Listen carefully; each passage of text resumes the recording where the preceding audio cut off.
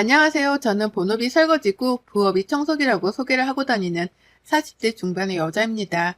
결혼한 지가 너무 까마득해 몇 년 차인지 세고 살진 않으나 27에 결혼을 했으니 벌써 10년이 훌쩍 넘었네요. 성격이 달라도 너무나 다른 남자랑 결혼해 살며 그간 마음고생을 했던 걸 생각하면 제 눈물로 연못 하나를 만들 수 있을 겁니다. 부부 사이에 갈등이라고 할 것이 참 많았고요. 그 때문에 아이들한테는 미안할 만한 모습도 제법 많이 보이고 살았어요. 어찌 보면 어른답지 못했던 모습에 얼굴이 붉혀지기도 합니다. 남편과의 사이가 그리 살갑지 못하다 보니 인생살이 자체가 저에게 쉽지 않았어요. 늘 전투적으로 세상을 바라보게 되었고 늘 부정적인 시선이 제 머릿속 한켠에 진득하게 자리를 잡았던 것도 같습니다.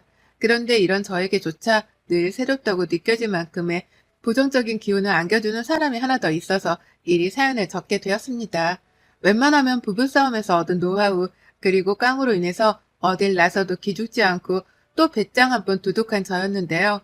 희한하게도 남편이 쏙 빼다 담다 못해 판박이 마냥 똑같은 시어머니 앞에만 서면 제가 얼어붙곤 했어요. 참 희한하죠. 그렇게 남편이랑 지지고 볶고 싸워가면서 밉네 어쩌네 하고 나면 시댁도 똑같이 미워 보여야 하잖아요. 그래서 시댁이고 뭐고 잘 보일 마음도 안 들고 얼굴 한번 비추고 싶지 않기도 하죠. 하지만 저는 그 반대였습니다. 남편이랑 정말 미치도록 싸우거나 싸움은 현재 진행 중이라고 할지라도 시댁만 가거나 시어머니의 부름을 받고 나면 강아지 마냥 얌전해지곤 했죠. 바보스럽게 말입니다. 사실 저는 친정엄마가 일찍 세상을 떠나서 엄마라고 부를 수 있는 존재가 어릴 적부터 곁에 없었습니다. 그래서인지 엄마 또래 어른들을 보는 게 늘 부러운 반에 불편한 반이었고요. 그와 동시에 나도 언젠가는 엄마 같은 존재의 사람이랑 팔짱도 끼고 다니면서 쇼핑을 해야지라는 은연중에 꿈 같은 걸 꿨었죠. 그랬던 제가 결혼을 하며 마주하게 된 시어머니는 처음부터 다정하지도 않으셨고 며느리에게 딸이라는 아부스러운 말조차 꺼내질 않는 차가운 분이셨지만요. 전 그냥 그대로가 좋았어요. 더 친해지며 시간이 더 지나가면 우리도 자연스럽게 말을 주고받으며 친하게 지낼 수 있지 않을까 싶기만 했습니다. 그래서 아무것도 바라지 않고 어머님이 시키는 건 시킨 거라면서 군말 않고 했어요. 특히 밥 짓는 걸로 잔소리를 많이 할 때에도 다 남편이랑 내가 잘 살게 하기 위해 가르쳐주는 거라 생각을 하며 군말 않고 받들었습니다. 멸치볶음에 머리를 따라고 할 때에도 된장 안에 있는 콩 모양의 것들을 죄다 빼려고 하실 때에도 말이죠. 어머님이랑은 가장 많이 부딪히고 혼났던 게 요리할 때였어요. 저희 남편이 정말 까탈스러운 사람이거든요. 입맛이요. 정말 이런 입으로 어릴 적에는 어떻게 밥을 먹었을라나 싶을 정도로 아무 음식을 쉽게 받아먹는 사람이 아니었습니다. 멸치볶음도 그 쥐꼬리만한 멸치인데도 불구하고 그 와중에 꼭 머리는 따야 먹었고요. 된장찌개에도 된장 안에 완전체 모양의 콩이 들어가 있으면 찝찝하다며 먹길 거부하는 사람이었어요. 그 바람에 어머님은 신혼 초부터 이런 남편의 입맛을 와이프가 잘 맞춰줘야 한다는 소리를 하면서 저한테 남편 입맛에 딱 맞을 만한 그런 요리들을 가르쳐 주셨어요. 물론 선생과 제자의 개념이 아닌 주인마님과 하녀의 개념으로다가 잔소리를 퍼부어가면서요. 남편을 위한 요리를 하며 손이 너무 많이 가는 것도 문제였지만 사사건건 어머님이 아들밥을 잘 차려주고 있는지에 대해서도 확인하고 남편에게 직접 물어가면서 평가까지 하게 하니 저는 스트레스가 이만저만이 아니었습니다. 부담스럽고 짜증이 나는 걸 떠나서 무섭기까지 하더라고요. 그래서인지 저는 어머님의 이 모진 일들을 감당해내면서도 짜증 한 번을 내지 않았어요. 그냥 이 시기를 견디면 괜찮아지는 날이 오겠거니 하면서 시키는 대로 또 군말을 하지 않은 채 해내곤 했답니다. 그러니 어머님은 제가 원래 그런 아이라는 걸 아시고는 더욱 쉽사리 잔소리를 입 밖으로 뱉어내셨고요.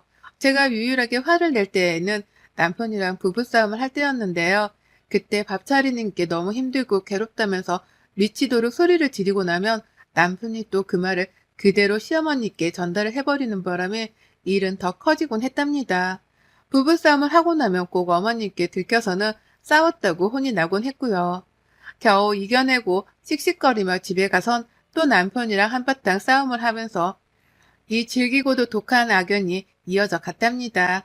그러는 사이 저는 집안에서 딱 청소하고 설거지하고 아이들 키우는 주부 그 이상 이하도 아니게 되었고요. 남편은 고치는 것 하나 없이 제가 차려주는 밥을 먹을 줄만 알고 치워놓은 집에 들어와 잠만 잘 줄 아는 가정이 되었죠. 여전히 어머님은 저 알기를 개떡까지 아셨고 지금도 명절이 아닌 평일에도 어머님이 남편 줄 반찬을 가져가라 하면 달려가 가져오는 처지였습니다. 그나마 어머님이 아들 반찬이라도 챙겨주려 하시는 덕분에 제가 할 일이 조금은 줄어서 거절을 할 이유는 없었거든요. 하지만 그럼에도 불구하고 순정적이던 제가 폭발을 할 때는 분명히 있었어요. 그건 바로 명절이 막 끝나고 난 다음이었죠. 명절 내내 제사상 차리고 고생을 하느라고 힘을 들여서 그런지는 모르겠지만 명절 연휴가 딱 끝이 나고 나면 온몸에 힘이 다 빠지는 것 마냥 정신을 차리기가 힘들곤 했습니다. 그래서 체력적으로도 그렇고 정신적으로도 가장 약한 시기 중 하나였죠. 그런데 하필 이 시기마다 저는 다른 사람도 아닌 시어머니한테 평소보다 몇 배의 섭섭함을 느끼곤 했답니다. 집안으로 들어온 선물 박스 몇 개가 있었어요. 시아버지 인맥으로 매년 들어오는 선물이었습니다. 이왕이면 제사 내내 고생하고 혼자 여기저기 돌아다니면서 사람들 씻긴 하려고 청소도 한 며느리한테 그걸 하나 줄 법도 하잖아요. 비싼 것도 아니고 스팸 몇 조각 들어있는 그 만 얼마짜리 선물 박스를 말이죠. 그런데 어머님은 그걸 저희한테 줄 생각은 단 한 번도 안 하시더라고요. 그리고 누구한테 준 줄 아세요? 자기 시댁에 갔다가 친정에 온 시누이한테 주더라고요. 또 하나는 바로 앞집 이웃부부, 그리고 또 다른 하나는 맨 꼭대기층에 살고 있는 아파트 총리 아주머님한테요. 시누이한테 주는 건 그렇다 쳐도 그 멋 이웃네한테까지 선물을 굳이 전해주면서 며느리인 나한테는 아무것도 안겨주지 않는 것이 참 섭섭했습니다. 한 몇 년 지속이 되다가 한 번은 물어보기까지 했었어요. 어머님, 저희도 이거 주시면 안 돼요? 애들이 너무 좋아할 것 같아요. 라고 하면서요. 그런데 어머님이 단박에 거절을 하면서 세상 이해하기 힘들다는 얼굴로 저를 노려본 채 말씀하시더라고요. 네 남편은 네 남편 스팸 싫어하는 거 까먹었냐? 그런 정신으로 내일부터 남편 출근상은 또 어찌 차려주려고? 라고 말이죠. 그때 알았습니다. 어머님의 관심사는 오로지 남편의 입맛, 남편이 먹을 수 있는 건지 아닌지 그뿐이구나 라는 걸 말이죠. 그거 말고는 저랑 따로 사적인 대화를 나누고 싶어 하지도 않고 사적으로 만나 놀고 싶어 하지도 않는다는 걸요. 그저 어머님의 모든 관심사는 며느리인 제가 당신 아들한테 따박따박 좋아라는 음식을 잘 내어주는지 그뿐이었다는 걸 말이죠. 그걸 알고 나니 가슴이 미워졌습니다. 나에겐 정말 엄마라는 존재를 옆에 둘 수 있는 팔자라는 게 없구나 싶었죠. 그래서인지 내 삶이 너무 초라해 보이고 또 안쓰러운 것이 괜히 의기소침해졌고요. 시어머니 앞에서는 더욱 기가 죽어서 별말을 못하고 살았어요. 오히려 전보다 더 순정적으로까지 변해가면서 시어머니 앞에서는 아무 군말을 하지 않은 것에 익숙해졌답니다. 그게 익숙해져서 내 성격을 바꿔봐야겠다는 생각을 하는 것조차 힘들었네요. 하지만 작년 그리고 재작년 코로나 때문에 저희가 시댁을 안 갔습니다. 남편이 굳이 가려고 하는 걸 제가 애들이 걱정이 되기도 하고 저희 큰아이가 중요한 시험을 앞두고 있었던 게 마음에 걸려서 절대로 시댁을 가려고 하지도 않았어요. 법적으로도 거리두기 인원 모임에 제한이 있었기에 안 가는 것이 합당하기도 했고요. 그런데 그것 때문에 어머님이 꽤 오랜 시간 동안 저에게 복수를 하겠다고 칼이라도 갈고 계셨던 모양이더라고요. 전 정말 꿈에도 몰랐습니다. 시험이 있는 아이의 건강이 코로나 때문에 수틀리면 안 되니까 집안에서 어딜 나가지도 못한 채 뒷바라지만 했었어요. 뉴스에서도 가지 말라고 하니까 안부 인사만 더 꼼꼼하게 전화를 드리며 명절 인사를 대신했고 어머님도 그때까지는 네 남편이라도 보내. 네 남편만 보내. 니들은 안 와도 된다. 라는 식의 말씀을 해가시면서 대수롭지 않아 하셨습니다. 오히려 대놓고 저랑 저희 애들은 시댁에 안 와도 된다는 말씀을 하시니 살짝 울컥한 마음이 들 정도로 기분이 안 좋기도 했죠. 하지만 그뿐이었고 서로 더 이상 질척대거나 화를 내는 것 따위도 없이 무사히 지나갔어요. 그러다 올 추석 기분이 뭔가 이상했습니다. 그냥 추석이 오기 전부터 이상했어요. 너무 폭풍전야 마냥 조용했거든요. 오랜만에 추석이니 요리라도 빠릿빠릿하게 해서 얼른 끝내야겠다 싶은 마음으로 시댁을 찾아갔는데 어머님이 아무 말을 안 하시더라고요. 그냥 시킬 것만 내어놓고 시킨 걸 다 해놓으면 또 시킬 다른 무언가를 꺼내어서는 제 앞에 탁 가져다 놓기만 했습니다. 이것은 바로 그 무섭다는 무언의 시집살이였죠. 아무 말도 안 한 채 눈빛과 행동으로 며느리를 제 앞에 가면서 시킬 걸 모조리 다 시켜먹겠다고 작정을 한 것이었습니다. 그러니 전 추석 전에 내가 뭘 잘못이라도 했나 싶어 괜히 가슴 졸였어요. 그리고는 최대한 어머님의 비위에 걸리지 않아야겠다는 마음으로 긴장을 한 채 시킨 일을 했습니다. 제사를 다 끝내고 나니 몸은 정말 만신창이가 되었을 정도로 힘들어 죽을 맛이었어요.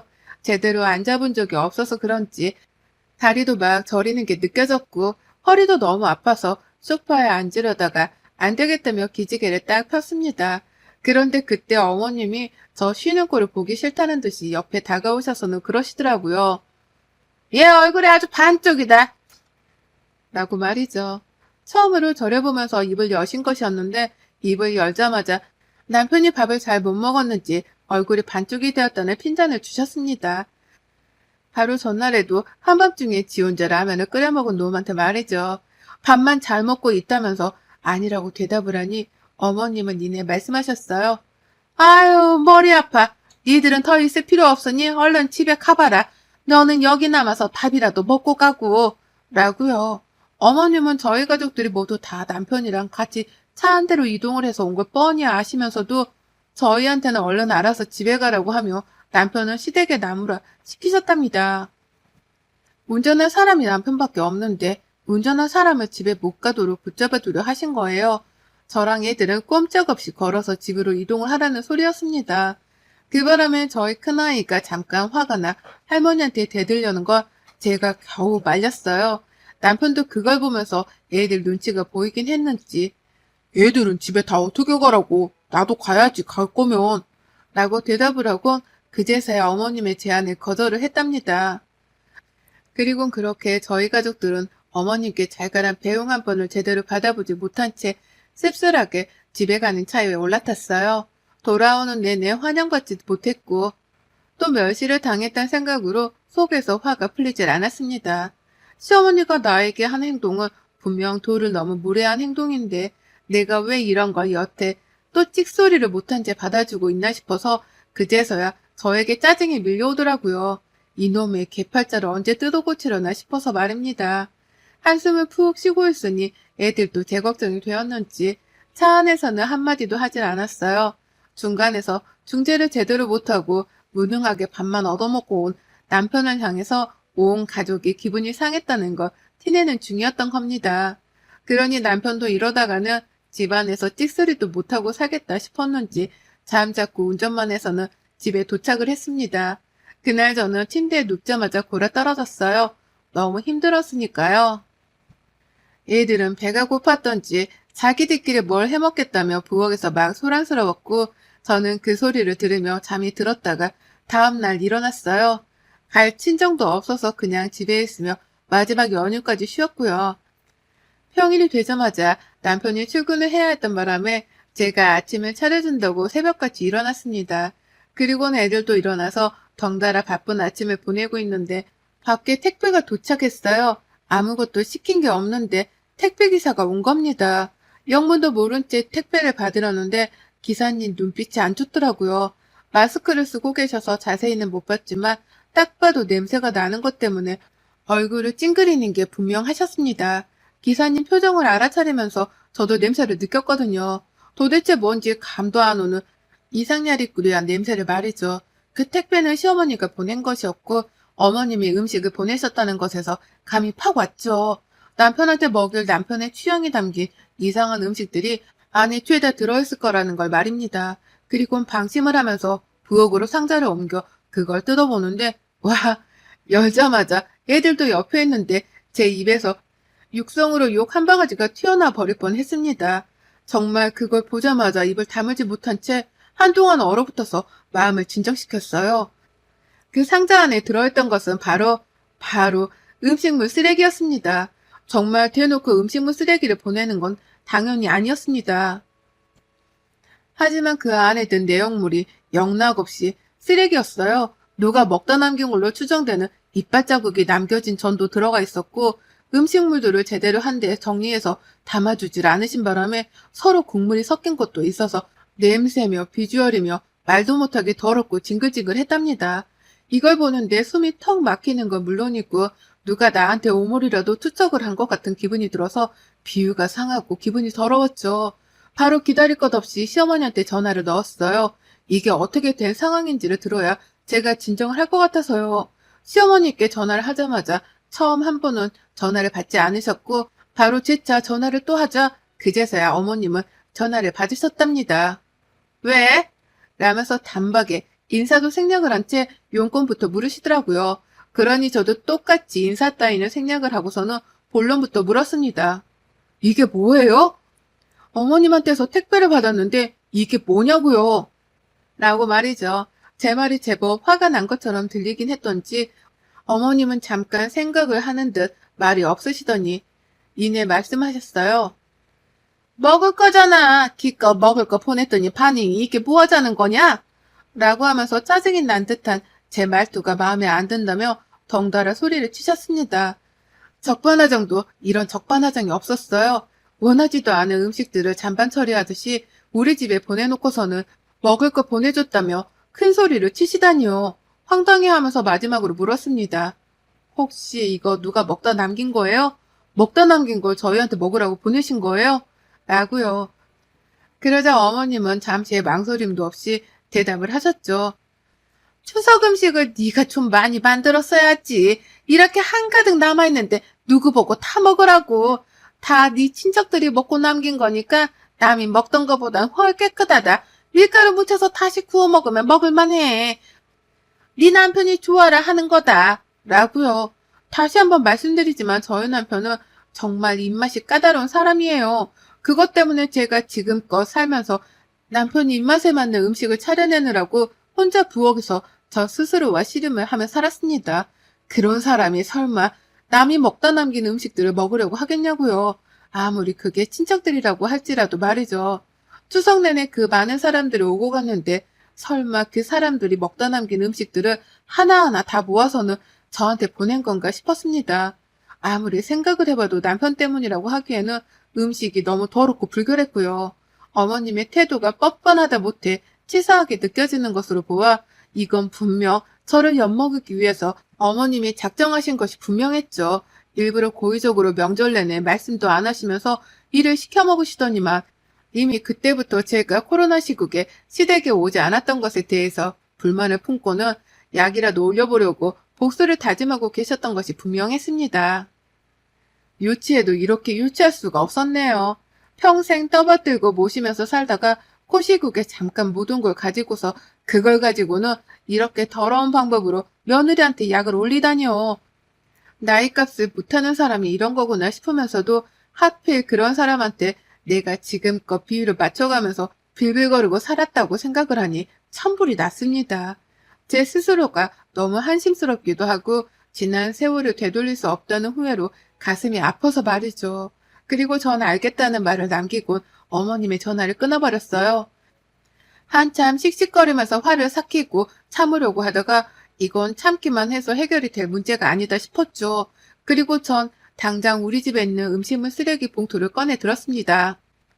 일이 많이 번거롭기도 했고 또 냄새랑 음식들을 쓰레기 봉투에 담느라고 코끝이 쨍하게 아려오기도 했지만요. 솔직히 그 순간만큼은 복수의 칼을 가는 심정이었어요.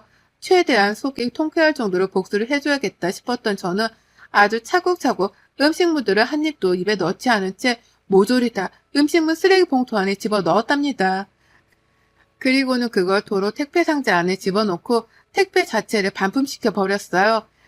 시어머니 집으로 도로 돌아가도록 말입니다. 어머님은 음식을 먹으라고 봉투 안에 담아 보내셨으나 저는 버리라며 음식물 쓰레기 봉투 안에 집어 넣어서는 그걸 반품시켜 버렸답니다. 하루 종일 잠잠하더니만 다다음 날 택배를 받은 건지 어머님 전화가 오후 늦게부터 요란스럽게 울려대기 시작했어요. 어찌나 요란하게 울리던지 제가 받지 않고 버티고 있자 문자로까지 받으라고 난리를 치시더라고요. 왜 택배를 도로 보냈냐면서 왜 멀쩡한 음식이 음식물 쓰레기 봉투에 들어가 있는 거냐면서 말이죠. 나한테 버리라고 보낸 거냐며 막 오타를 장렬하게 써가면서 흥분을 해서는 문자를 보내다가 또 흥분을 못 참겠었는지 전화를 막 하시다가 제가 전화를 안 받으니 또 문자를 막 격렬하게 써가면서 연락을 시도하셨답니다. 그리고 전 그 어머님의 전화는 끝까지 무시를 했고요. 결국 문자로는 답장을 해드렸어요. 어머님이나 많이 드세요. 전 이미 갖다 버린 음식들이니까. 이런 식이면 저 이제 다시는 시댁 안 가요. 호구짓도 한두 번이어야지. 라고요. 이모티콘 하나 없는 정색의 말투로 이 문자를 보냈답니다. 그리고는 그걸 끝으로 전 어머님의 핸드폰을 차단시켜 버렸어요. 정말로 호구짓은 이쯤에서 끝내야겠다는 생각이었기에 훗날을 생각할 필요는 없었습니다. 시어머니는 제가 혼자 무시만 해도 아무 보잘것없는 존재셨으니까요. 어머님 대접을 안 해드리면 그뿐이었기에 핸드폰이고 뭐고 싹 차단을 해버렸어요. 어머님은 저한테서 일방적으로 음식물 쓰레기 봉투를 받아내시고 묻지도 따지지도 못한 채 일방적으로 차단을 당해 지금쯤 속이 뒤집어졌을 거고요. 그리고 전 오늘부로 완전히 파업을 선언했습니다. 남편이요? 지 입맛에 맞게 처먹으라고 했어요.